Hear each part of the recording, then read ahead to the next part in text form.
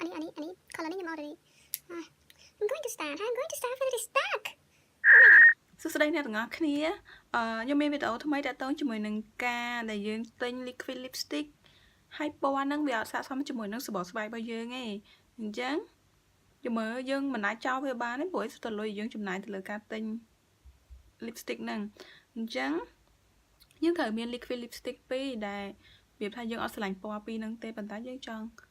ឲ្យវាទៅជាពណ៌មួយដែលយើងពេញចិត្តដែលស័ក្តិសមជាមួយនឹងសម្បកស្បែករបស់យើងណាអូខេពណ៌ទី1ពណ៌នេះ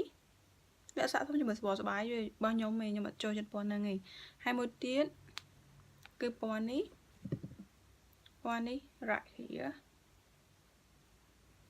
អូខេចាំបើខ្ញុំមិចពណ៌ពីរហ្នឹងទាំងពីរចូលគ្នាឲ្យអ្នកទាំងអស់គ្នាមើលដើម្បីខ្ញុំបានពណ៌នេះហើយខ្ញុំឆ្លាញ់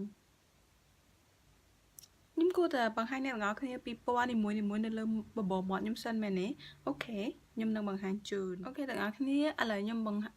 ទាំងអស់គ្នាឥឡូវខ្ញុំនឹងបង្ហាញពណ៌នេះមុនណាពណ៌ short right here ពណ៌នឹងមុននៅលើបបោមាត់របស់ខ្ញុំហើយជួយប្រាប់ខ្ញុំមកថាស័ក្តិសម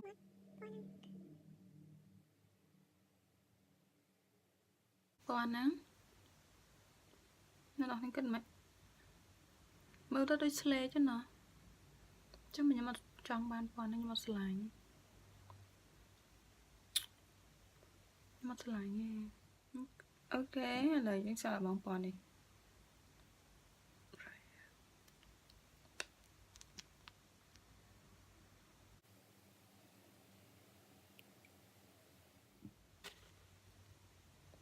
Here you go guys what do you guys think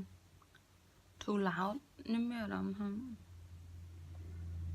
វាដូចជាក្រហមចិនចាយពេក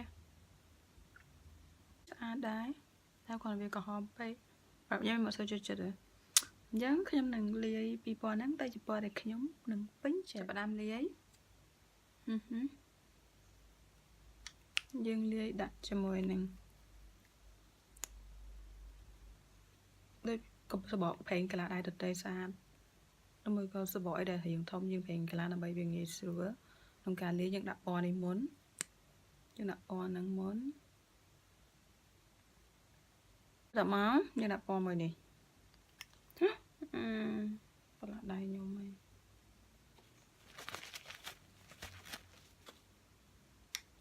មកដាក់ពណ៌មួយនេះ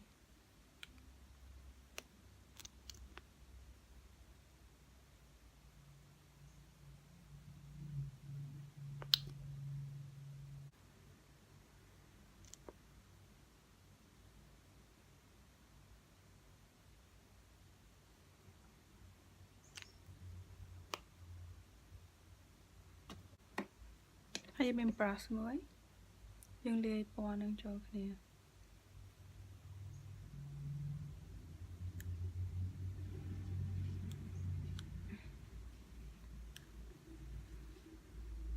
យើងលាយពណ៌ពីរនឹងចូលគ្នាទាំងអស់គ្នា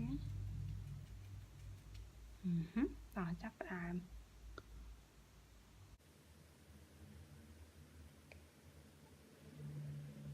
អត់អ្នកឲ្យសាកបានបើយើងអត់ពេញចិត្តជាមួយនឹងពណ៌ដែលយើងលាយបានទេយើងអាចដាក់បន្ថែមពណ៌មួយណាដែលយើងចង់ឲ្យវាតែជាពណ៌ដែលយើងចង់បានណា